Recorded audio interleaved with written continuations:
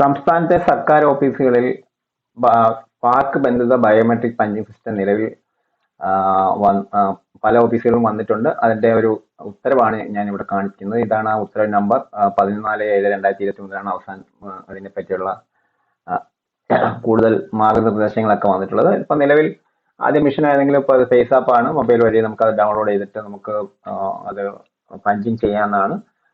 അപ്പൊ അത് പഞ്ചിങ് ചെയ്ത് കഴിഞ്ഞാൽ നമുക്ക് സ്പാർക്കിൽ എങ്ങനെ അത് കാണാൻ കഴിയും? സ്പാർക്ക് വഴി നമുക്കൊരു പക്ഷേ പഞ്ചിങ് കൊടുക്കാൻ കഴിഞ്ഞില്ലെങ്കിൽ എങ്ങനെ നോൺ പഞ്ചിങ് കൊടുക്കാൻ കഴിയും? അങ്ങനെയൊക്കെയുള്ള കാര്യങ്ങൾ സ്പാർക്കിൽ എങ്ങനെ ചെക്ക് ചെയ്യാം എന്നതിനെ പറ്റിയ ഒരു വീഡിയോ ആണ്. അപ്പൊ അതിനായിട്ട് ഞാൻ ഇവിടെ സ്പാർക്ക് ലോഗിൻ ചെയ്യുകയാണ്. ലോഗിൻ ചെയ്തിട്ട് നമുക്ക് സൈൻ ഇൻ പറഞ്ഞിട്ട് നമുക്കിത് എങ്ങനെ ചെക്ക് ചെയ്യാന്നുള്ളത് നോക്കാം. ഞാനിവിടെ ഒരു പേഴ്സണൽ ലോഗിൻ, നിങ്ങളുടെ ആരുടെയാണോ പഞ്ചിങ് ഡീറ്റെയിൽസ് കാണേണ്ടത് ആ വ്യക്തിയുടെ എംപ്ലോയിയുടെ ലോഗിൻ ഓപ്പൺ ചെയ്യുക. ഇതിപ്പം ഒരു പേഴ്സണൽ ലോഗിൻ ആണ്. ഇത് DD അല്ലെങ്കിൽ ക്ലർക്ക് ലോഗിൻ ആയാലും അവരുടെ സർവീസ് മാറ്റേഴ്സിനകത്ത് അറ്റൻഡൻസ് എന്നൊരു ഓപ്ഷൻ കാണാൻ പറ്റും. ഇൻഡിവിജ്വൽ ലോഗിൻ ആണെങ്കിൽ ഇങ്ങനെ ആയിരിക്കും കാണുക. പ്രൊഫൈൽ ഇങ്ങനെ ഒരു വിൻഡോ ആയിരിക്കും കാണുക. അതിൽ സർവീസ് മാറ്റേഴ്സിൽ അറ്റൻഡൻസ് അതിന്റെ സബ്മെനു ആയിട്ട് ഇവിടെ നമുക്ക് കുറെ അധികം ഓപ്ഷൻസ് ഉണ്ട്. നോൺ പഞ്ചിങ് അറ്റൻഡൻസ് റിപ്പോർട്ട്, അത് ഡെയിലി ലെവലിൽ മാത്രമേ കാണാൻ പറ്റത്തുള്ളൂ. നമുക്ക് ഇതിനകത്ത് ആക്റ്റീവായിട്ടുള്ള ഒരു ഇൻഡിവിജ്വലിന് ആക്റ്റീവായിട്ടുള്ള കാര്യങ്ങൾ എന്തൊക്കെയാണ് നോക്കാം. ഒന്ന് അറ്റൻഡൻസ് ഡീറ്റെയിൽസ് ഓഫ് ഇൻഡിവിജ്വൽ. അതായത് ഒരു ജീവനക്കാരൻ അയാൾ രാവിലെ പഞ്ച് ചെയ്തിട്ട് അയാൾക്ക് രാവിലെ പഞ്ച് ചെയ്താലും ഉടനടി അതിനകത്ത് ടൈം ഒന്നും വരത്തില്ല. സ്പാർക്കിൽ വരുമ്പോഴത്തേക്ക് എങ്ങനെയായാലും ഒരു 10-12 മണിയൊക്കെ ആവും. അത് രാവിലെ പഞ്ച് ചെയ്താൽ 2-3 മണിക്കൂറൊക്കെ എടുക്കുന്നുണ്ട് അത് സ്പാർക്കിലേക്ക് കണക്ഷനായി വരാനായിട്ട്. അത് കഴിഞ്ഞിട്ട് അറ്റൻഡൻസ് ഡീറ്റെയിൽസ് ഓഫ് ഡിപ്പാർട്ട്മെന്റ് നമുക്ക് കാണാൻ കഴിയില്ല. പിന്നെ അപ്ലൈ നോൺ പഞ്ചിങ് ആണ്. നമുക്ക് രാവിലെ ഒന്ന് പഞ്ച് ചെയ്തിട്ട് അത് മെഷീനിൽ പതിഞ്ഞില്ല എന്നുണ്ടെങ്കിൽ നമുക്ക് നോൺ പഞ്ചിങ് കൊടുക്കാം. അത് നോഡൽ ഓഫീസറാണ് അപ്ലൈ ചെയ്യുന്നത്. അപ്പം നോൺ പഞ്ചിങ് എടുക്കുമ്പോൾ നമുക്ക് എന്തെല്ലാം കാര്യങ്ങളുണ്ടെന്നുള്ളത് ഓപ്പൺ ചെയ്തിട്ട് നമുക്ക് അത് കാണാൻ പറ്റും. അതുപോലെ അപ്രൂവ് നോൺ പഞ്ചിങ് അറ്റൻഡൻസ്, അത് നമുക്ക് ഓതറൈസേഷൻ ഇല്ല. പിന്നെ അറ്റൻഡൻസ് റിപ്പോർട്ട്, അതൊന്നും നമുക്ക് ഓതറൈസേഷൻ ഇല്ല. നമുക്ക് ആകെ ഓതറൈസേഷൻ ഉള്ളത് നിങ്ങളുടെ ഡീറ്റെയിൽസ് ഇൻഡിവിജ്വൽ കാണാൻ കഴിയും. അത് കഴിഞ്ഞിട്ട് അറ്റൻഡൻസ് നോൺ പഞ്ചിങ് സബ്മിറ്റ് ചെയ്യാൻ പറ്റും. അപ്പൊ അത് എങ്ങനെയാണ് ചെയ്യുന്നതെന്ന് നോക്കാം. നമുക്ക് എന്തായാലും ആദ്യം അറ്റൻഡൻസ് ഡീറ്റെയിൽസ് ഒന്ന് ഓപ്പൺ ചെയ്ത് നോക്കാം. നമുക്ക് ഇങ്ങനെ ഒരു പേജ് ആയിരിക്കും കിട്ടുക. അറ്റൻഡൻസ് ഡീറ്റെയിൽസ് ഓഫ് ഇൻഡിവിജ്വൽ എന്നുള്ള ഇതിലായിരിക്കും കാണുക. അപ്പൊ നമുക്ക് ഇതിനകത്ത് നമുക്ക് എങ്ങനെ ഇപ്പം നമ്മൾ സെലക്ട് ചെയ്യുമ്പോൾ ഏത് മാസമാണോ ആ മാസം ഇവിടെ കാണാൻ കഴിയും. നമുക്കിവിടെ മാസങ്ങൾ പുറകോട്ടുള്ളത് കാണണമെങ്കിൽ ഇവിടെ നമുക്ക് സെലക്ട് ചെയ്തിട്ട് ബാക്കിലോട്ട് കാണാൻ കഴിയും. ഇപ്പൊ ആ ഒരു മാസത്തെ പൊതു അവധിയും വർക്കിംഗ് ഡേയ്സും ഒക്കെയാണ് ഇവിടെ കാണുന്നത്. അപ്പം ഇത് ഈ രീതിയിൽ നമുക്ക് ഈ ഒരു പേജ് കാണാൻ കഴിയും. ഈ പേജിന്റെ താഴോട്ട് വന്നു കഴിഞ്ഞാൽ നമുക്കിവിടെ ഈ ഹോളിഡേയ്സും പബ്ലിക് ഹോളിഡേ താലൂക്കിൽ നമുക്ക് പ്രാദേശിക അവധികൾ ഉണ്ടാവും. അപ്പൊ അതിന് ഓരോ കളർ കൊടുത്തിട്ടുണ്ട്. പിന്നെ ലീവിന്റെ റൗണ്ട് ചെയ്ത് ലീവ് എടുത്തിട്ടുണ്ടെങ്കിൽ ആ രീതിയിൽ ഇവിടെ നമുക്ക് കാണാൻ കഴിയും. അത് കഴിഞ്ഞ് വലത്തോട്ട് വന്നു കഴിഞ്ഞാൽ നമുക്കിവിടെ അറ്റൻഡൻസ്, നിങ്ങൾ രേഖപ്പെടുത്തിയ അറ്റൻഡൻസിന്റെ ഡീറ്റെയിൽസ് ഇവിടെ കാണാൻ കഴിയും. രാവിലെ വന്ന സമയം, പോയ സമയം ഒക്കെ ഇവിടെ കാണാൻ കഴിയും. അതുപോലെ ഇവിടെ നമുക്ക് ഗ്രേസ് പീരീഡ് കാണുന്നുണ്ട്. ഗ്രേസ് പീരീഡ് എന്ന് പറഞ്ഞാൽ ഈ പഞ്ചിങ് ഓർഡറിനെ ബേസ് ചെയ്തിട്ട് നമുക്ക് 300 മിനിറ്റ് ഒരു മാസം നമുക്ക് ഗ്രേസ് പീരീഡ് ഉണ്ട്. ഗ്രേസ് പീരീഡ് കണക്ക് കൂട്ടുന്നത് ഓരോ മാസത്തിന്റെ 16-ാം തീയതി തൊട്ട് അടുത്ത മാസം 15-ാം തീയതി വരെയാണ് ഒരു ഗ്രേസ് പീരീഡ് ഒരു ജീവനക്കാരന് കണക്ക് കൂട്ടുന്നത്. അപ്പൊ അയാൾക്ക് 300 മിനിറ്റ് ആണ് ഒരു മാസം നിലവിൽ കിട്ടുക. ആ 300 മിനിറ്റ് മാക്സിമം ഒരു ദിവസം നമുക്ക് യൂട്ടിലൈസ് ചെയ്യാൻ പറ്റുന്നത് 1 മണിക്കൂറാണ്. 1 മണിക്കൂർ കഴിഞ്ഞ് 1 മിനിറ്റ് ആയാൽ പോലും നമുക്ക് ലീവ് കൊടുക്കേണ്ടി വരും. അപ്പൊ ഒരു ദിവസം നമുക്ക് മാക്സിമം ഉപയോഗിക്കാവുന്നത് 1 മണിക്കൂർ. അങ്ങനെ ഒരു മാസം നമുക്ക് മൊത്തം 300 മിനിറ്റ്, ഒരു മാസം ഉദ്ദേശിക്കുന്നത് 16-ാം തീയതി തൊട്ട് അടുത്ത മാസം 15-ാം തീയതി വരെയാണ്. അപ്പൊ ആ രീതിയിൽ നിങ്ങൾക്ക് ഗ്രേസ് പീരീഡ് ഉപയോഗിക്കാൻ പറ്റും. അപ്പൊ അതിങ്ങനെ കുറഞ്ഞു വരും. ഇപ്പം ഇതിൽ 77 മിനിറ്റ് ആണ് ഇനി ബാലൻസ് ഉള്ളത്. ഇനി ഈ മാസം 15-ാം തീയതി ആകുമ്പോഴത്തേക്ക് ഇത് 15-ന് മുമ്പ് നമുക്കത് തീർത്തില്ലെങ്കിൽ കുഴപ്പമില്ല.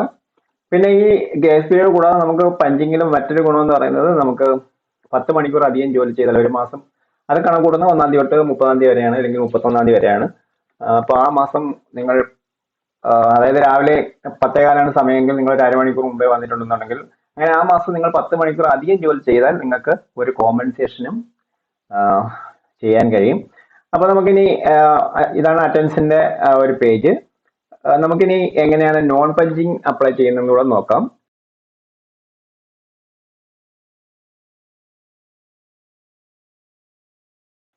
അതിനാണ് നിങ്ങൾ എടുക്കുന്ന ഓപ്ഷൻ സർവീസ് മാറ്റേഴ്സിലാണ്. സർവീസ് മാറ്റേഴ്സിനകത്ത് നമുക്ക് അറ്റൻഡൻസ് അതിന്റെ സബ്മെനുമായിട്ട് നമുക്ക് അപ്ലൈ നോൺ പഞ്ചിങ് അറ്റൻഡൻസ് ഈ ഒരു ഓപ്ഷൻ വഴി നിങ്ങൾക്ക് ഒരു ദിവസം നിങ്ങൾ അറ്റൻഡൻസ് കൊടുക്കാൻ മറന്നു പോവുകയോ അല്ലെങ്കിൽ മെഷീൻ്റെ എന്തെങ്കിലും തകരാറ് വെച്ചിട്ട് നമുക്ക് ചെയ്യാൻ പറ്റിയില്ലെങ്കിൽ ഇത് ആ ദിവസം തന്നെ നിങ്ങൾ കൊടുക്കാൻ ശ്രമിക്കുക. നിങ്ങൾ ദിവസങ്ങൾ കഴിഞ്ഞു കഴിഞ്ഞാൽ ഈ ഒരു അറ്റൻഡൻസ് റിപ്പോർട്ട് നിങ്ങൾക്ക് കൊടുക്കാൻ കഴിയാതെ വരും. പിന്നെ ഇല്ലെങ്കിൽ ലീവ് കൊടുക്കേണ്ടി വരും. അപ്പോൾ അറ്റൻഡൻസ് ദിവസം കഴിഞ്ഞിട്ട് നിങ്ങൾക്ക് അന്ന് തൊട്ടടുത്ത ദിവസം തന്നെ നിങ്ങൾക്ക് നോൺ ബെഞ്ചിങ് കൊടുക്കുക. ദിവസങ്ങൾ കഴിഞ്ഞു കഴിഞ്ഞാൽ നിങ്ങൾക്ക് ഈ ഒരു നോൺ ബെഞ്ചിങ് അറ്റൻഡൻസ് കൊടുക്കാൻ കഴിയില്ല. പിന്നെ നിങ്ങൾ അത് ലീവ് കൊടുക്കേണ്ടതായിട്ട് വരും. ഇപ്പൊ നമുക്ക് ഇങ്ങനെ ഒരു പേജ് ആയിരിക്കും കിട്ടുക. നമ്മുടെ അടുത്ത ഓപ്ഷൻ എന്ന് പറയുന്നത് സർവീസ് മാറ്റത്തിനകത്ത് അറ്റൻഡൻസ് ആൻഡ് സബ്മിനായിട്ട് non benching reporting for non benching. അപ്പൊ അതെടുക്കുമ്പോൾ നമുക്ക് ഇങ്ങനെ ഇത് കിട്ടും. അതിനകത്ത് സെലക്ട് അറ്റൻഡൻസ് ടൈപ്പ്. അപ്പം എൻട്രി ടൈം ഉണ്ട്, എക്സിറ്റ് ടൈം ഉണ്ട്. ഇപ്പം രാവിലെയാണ് മറന്നുപോയെങ്കിൽ അല്ലെങ്കിൽ ഫെയിലിയർ ആയെന്ന് വെച്ചാൽ രാവിലെ സെലക്ട് ചെയ്യുക, അല്ലെന്നുണ്ടെങ്കിൽ ഉച്ചയ്ക്കാണെങ്കിൽ ഉച്ചയ്ക്ക് എന്നുള്ളത് സെലക്ട് ചെയ്യാം. ഇവിടെ നമുക്ക് റീസൺ ഫോർ പഞ്ചിങ്. ഇവിടെ നമുക്ക് ആദ്യം അതായത് തുടക്കക്കാരാണെങ്കിൽ നമ്മളിപ്പം പുതിയൊരു അപ്പോയിന്റ്മെന്റ് വരികയാണെന്നുണ്ടെങ്കിൽ ഒരു ഓഫീസിൽ നിന്ന് മറ്റൊരു ഓഫീസിലേക്ക് ട്രാൻസ്ഫർ ആയി വരുന്ന കേസിലൊക്കെ ആണെങ്കിൽ നമുക്ക് ന്യൂ ജോയിനർ എന്നുള്ള ഓപ്ഷൻ കൊടുത്തിട്ട് നമുക്ക് നമുക്ക് എൻട്രി ടൈമും എക്സിറ്റ് ടൈമും കൊടുത്തു 1/1 ആയിട്ട് നമുക്ക് ന്യൂ ജോയിനർ ആണെങ്കിൽ ചിലപ്പോൾ ദിവസങ്ങളോളം ചിലപ്പം പഞ്ചിങ് ആവാൻ സമയമെടുക്കും. അപ്പം അങ്ങനെയുള്ള കേസിൽ ന്യൂ ജോയിനർ കൊടുക്കാം. പിന്നെ അത് കഴിഞ്ഞിട്ട് ജോയിൻ ബാക്ക് ആഫ്റ്റർ ഡെപ്യൂട്ടേഷൻ നമ്മൾ തിരിച്ചു വരുന്ന ആൾക്കാർ നമുക്ക് ഇത് എൻറോൾമെന്റ് ആവാത്ത കേസുകളിൽ, പിന്നെ പവർ ഫെയിലിയർ കറണ്ട് അങ്ങനെയുള്ള കാര്യങ്ങളൊക്കെ ഉണ്ടെങ്കിൽ അങ്ങനെ, ഡിവൈസ് വർക്ക് ചെയ്യുന്നില്ലെങ്കിൽ അങ്ങനെ, സെർവർ എങ്കിൽ അങ്ങനെ, നെറ്റ്വർക്ക് നോട്ട് അവൈലബിൾ, അങ്ങനെ കുറെ ഓപ്ഷൻസ് ഉണ്ട്. ഏറ്റവും അടിയിലായിട്ട് ഫൊർഗെറ്റ് പഞ്ചിങ് ഉണ്ട്. നമ്മുടെ ഉത്തരവ് പ്രകാരം നമുക്ക് ഫൊർഗെറ്റ് പഞ്ചിങ് ഒരു വർഷം നമുക്ക് 2 തവണ മാത്രമേ കൊടുക്കാൻ കഴിയും. അതായത് നമ്മൾ മറന്നു പോവാണ്, അറിയാതെ വൈകുന്നേരം അല്ലെങ്കിൽ രാവിലെ പഞ്ച് ചെയ്യാൻ മറന്നു പോകുന്ന കേസാണെങ്കിൽ നിങ്ങൾക്ക് ഫർഗട്ട് പഞ്ചിങ് കൊടുത്ത് ഈ ഒരു എൻട്രി ചെയ്യാം. അത് കഴിഞ്ഞിട്ട് നമുക്കിവിടെ അറ്റൻഡൻസ് ഡേറ്റ് ഇത് 24 ഹോഴ്സ് ആണ് കൊടുക്കേണ്ടത്. നമുക്ക് നമ്മൾ രാവിലെ തൊട്ട് വൈകുന്നേരം വരെയുള്ള ടൈം കൊടുക്കുന്നത് 24 മണിക്കൂറിന്റെ ഫോർമാറ്റിൽ തന്നെ കൊടുക്കണം. അത് കഴിഞ്ഞിട്ട് നമുക്കിവിടെ നോഡൽ ഓഫീസർക്ക് അപ്രൂവിങ് അതോറിറ്റി നോഡൽ ഓഫീസർ ആയിരിക്കും ആ ആളുടെ പേര് സെലക്ട് ചെയ്തിട്ട് ഇവിടെ സബ്മിറ്റ് പറയാം. അത് കഴിഞ്ഞിട്ട് തൊട്ട് താഴെയായിട്ട് നമുക്ക് നേരത്തെ കൊടുത്തിട്ടുള്ള കാര്യങ്ങളൊക്കെ ഇവിടെ കാണാൻ കഴിയും. അപ്പൊ ഈ രീതിയിൽ നിങ്ങൾക്ക് നോൺ ബെഞ്ചിങ് കൊടുക്കാം, കൊടുത്ത് നിങ്ങൾക്ക് സബ്മിറ്റ് ചെയ്യാം. അപ്പൊ നിങ്ങൾ നോഡൽ ഓഫീസർ അത് അപ്രൂവ് ചെയ്ത് കഴിഞ്ഞാൽ നിങ്ങളുടെ പഞ്ചിങ് അവിടെ മാർക്ക് ചെയ്യപ്പെടും. അപ്പൊ ഇത്രയും കാര്യങ്ങളാണ് നമുക്ക് നോൺ ബെഞ്ചിങ്ങും പഞ്ചിങ്ങും ആയിട്ടുള്ള കേസിൽ പറയാനുള്ളത്.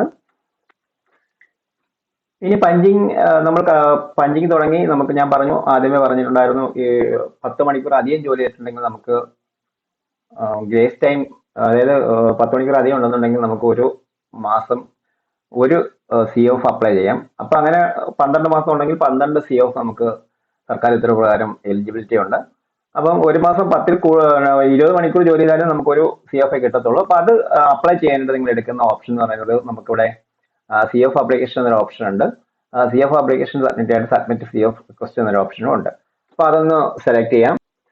ഇപ്പൊ ഇങ്ങനെ ഒരു പേജ് ആയിരിക്കും വരിക. ഇപ്പൊ ഇവിടെ നമുക്ക് ഓർഡർ നമ്പർ കൊടുക്കണം. ഓർഡർ നമ്പർ കൊടുത്തിട്ട് നിങ്ങൾക്ക് ഓരോ ഡേറ്റ്, ഓർഡർ നമ്പർ എന്ന് പറയുന്നത് നമ്മുടെ ശരിക്കും ബയോമെട്രിക് പഞ്ചിന്റെ ഈ ഒരു ഓർഡർ നമ്പറാണ് നമ്മൾ കൊടുക്കേണ്ടത്. അപ്പൊ ആ ഒരു ഓർഡർ നമ്പർ കൊടുക്കുക. ഓർഡർ നമ്പർ കൊടുത്തിട്ട് ഡേറ്റ് കൊടുക്കുക. ഞാനിപ്പം സാമ്പിളായിട്ട് കാണിക്കുകയാണ്.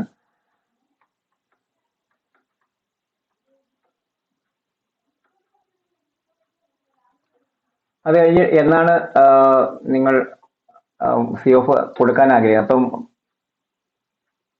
അവധിയെടുക്കുക, നമ്മൾ ക്യാഷ് ലീവ് പ്രകാരം നമുക്ക് COF നമ്മൾ സബ്മിറ്റ് ചെയ്യുന്നതേ. അപ്പൊ ഏത് ദിവസമാണ് നിങ്ങൾ ജോലിക്ക് ഹാജരാവായിരുന്നത് ഇല്ലെങ്കിൽ ജോലിക്ക് പോകാതിരുന്നത്, ഏത് ഡേയ്സ് ആണെന്നുള്ളത് സെലക്ട് ചെയ്ത് കൊടുക്കുക. അപ്പം നമുക്ക് ഏറ്റവും കൂടുതൽ 3 മാസത്തിനകത്ത് ഇത് ക്ലെയിം ചെയ്തിരിക്കുന്നത്. അപ്പൊ തൊട്ട് താഴെയായിട്ട് നമുക്ക് എക്സ്ട്രാ വോട്ട്സ്, നിങ്ങൾ കഴിഞ്ഞ മാസം ജോലി ചെയ്ത ആ ഒരു എക്സ്ട്രാ വോട്ട്സ് ഇത് ആക്റ്റീവായിട്ട് കിട്ടും. നേരത്തെയുള്ള COFകളൊക്കെയാണ് താഴെ കാണുന്നത്. ഇത് ടിക്ക് ചെയ്ത് കൊടുക്കുക എന്നുള്ളത് മാത്രമേ ഉള്ളൂ. ടിക്ക് ചെയ്ത് കൊടുത്തതിന് ശേഷം നിങ്ങൾ താഴെ ഗ്രൗണ്ടും മറ്റു കാര്യങ്ങളും കൊടുത്ത് സാധാരണ CL ക്യാഷ് ലീവ് അപ്ലൈ എന്ന് പറയുന്നത് ഈ ഒരു ആപ്ലിക്കേഷൻ സബ്മിറ്റ് ചെയ്യാനാണ്. ഇത്തരം കാര്യങ്ങളാണ് ഈ ഒരു പഞ്ചിങ്ങുമായിട്ട് ബന്ധപ്പെട്ട് പറയാനുള്ളത്. അപ്പം ഈ ഒരു വീഡിയോ നിങ്ങൾക്ക് എല്ലാവർക്കും മനസ്സിലായി കാണുന്നു.